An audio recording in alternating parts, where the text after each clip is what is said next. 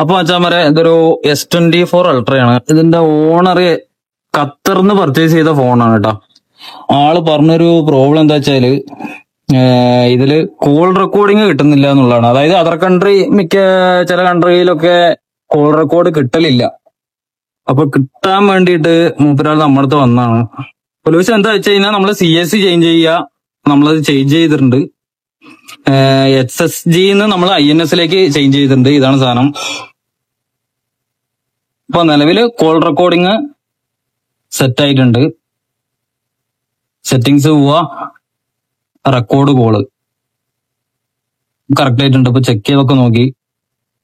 എന്റെ നമ്പർക്ക് തന്നെയാണ് വിളിച്ചത്. എന്താണ്ടാ എന്റെ ചിഹ്നവും കാര്യങ്ങളൊക്കെ വന്നിട്ടുണ്ട്. അപ്പൊ സംഭവം സെറ്റ് ആയിട്ടുണ്ട് കേട്ടോ.